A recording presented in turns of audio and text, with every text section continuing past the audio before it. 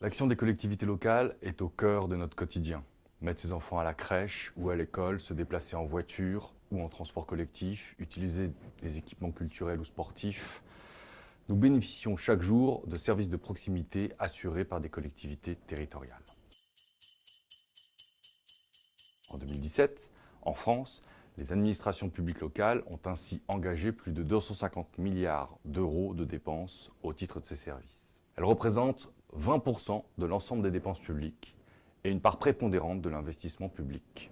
Pour financer les services dont elles ont la responsabilité, les collectivités locales bénéficient d'un certain nombre de recettes. En France, elles perçoivent notamment des dotations de l'État, des recettes tarifaires, des recettes fiscales, et peuvent mobiliser des emprunts pour financer leurs investissements. En matière de fiscalité, elles disposent parfois d'un pouvoir de taux. C'est le cas par exemple pour les taxes foncières ou la taxe d'habitation. Le contribuable participe ainsi directement au financement de l'action des collectivités locales. Pour prendre la mesure des finances locales, il convient de distinguer deux phénomènes, la déconcentration et la décentralisation.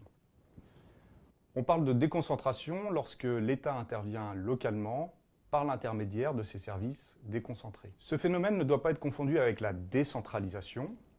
La décentralisation consiste à laisser la libre administration d'autres compétences à des administrations publiques dirigées par des assemblées délibérantes élues, qui bénéficient d'une personnalité morale et financière propre et qui s'administrent librement dans les domaines de compétences définis par la loi et sur des sujets d'intérêt local. La décentralisation permet ainsi de décider localement de l'organisation des services locaux et des actions à mettre en œuvre pour assurer le développement d'un territoire en tenant compte de ses spécificités. Les finances locales recouvrent le phénomène de décentralisation. Elles traduisent ainsi le niveau de répartition des compétences au sein de la sphère administrative d'un pays, entre l'autorité centrale d'une part et les autorités locales d'autre part. Parce qu'ils visent à rendre un service au plus près des attentes des citoyens usagers, et parce que tous les services locaux ne peuvent pas être rendus à la même échelle, plusieurs niveaux de collectivités territoriales peuvent coexister. En France, on en dénombre trois: les communes, les départements et les régions. Issues de la Révolution française, les communes sont l'échelon de base de l'action locale. Elles interviennent au titre de compétences de proximité, écoles maternelles et primaires, voirie, transport urbain, aménagement urbain, espaces verts. En 2016, les communes ont ainsi dépensé 93 milliards d'euros, soit 41% des dépenses des collectivités locales. Les départements français interviennent, eux, sur une échelle géographique plus large. Ils gèrent essentiellement des compétences sociales, aide aux personnes âgées et handicapées, à la famille, à l'enfance, financement du RSA. Mais ils interviennent également au titre des collèges, de la voirie et du soutien aux communes rurales. Les départements ont engagé 71 milliards d'euros de dépenses en 2016, soit 31% des dépenses locales. Les régions, enfin, ou CTU, collectivités territoriales uniques dans certains territoires, sont les collectivités les plus récentes et les plus larges. Les 17 régions sont des collectivités stratèges qui contribuent au développement économique, environnemental et social de leur territoire. Elles interviennent ainsi au titre des transports interurbains, de la formation professionnelle et de l'apprentissage, du développement économique ou des lycées par exemple.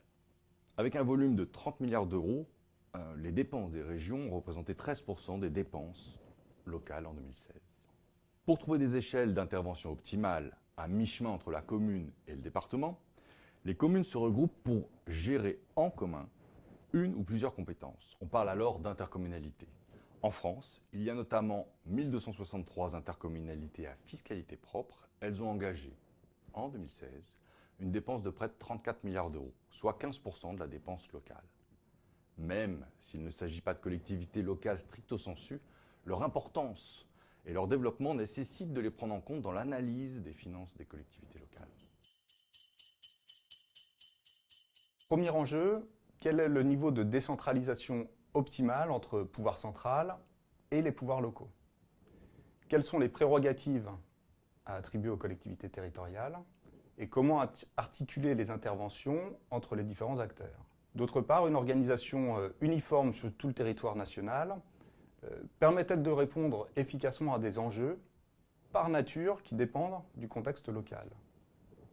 En d'autres termes, comment adapter les structures et leurs compétences de manière à tenir compte des spécificités locales et à optimiser l'efficacité de l'action des collectivités territoriales.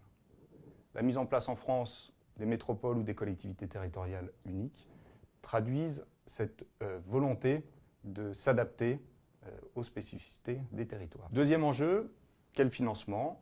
Quel équilibre entre les différentes ressources? Les collectivités territoriales bénéficient de ressources propres et de ressources externes, comme l'emprunt. Elles doivent donc construire leur projet de territoire en matière de services publics et donc leur niveau de dépenses en tenant compte de leur capacité à les financer. En France, les administrations publiques locales ne représentent que 9% de la dette de l'ensemble des administrations publiques, mais parce qu'elles font partie de cet ensemble des administrations publiques, elles sont activement sollicitées pour œuvrer à la réduction des déficits publics. Troisième enjeu, l'autonomie financière. En tant que facteur de libre administration des collectivités locales, comment définir et garantir cette autonomie financière? Quelles sont les recettes dont doivent bénéficier les collectivités locales?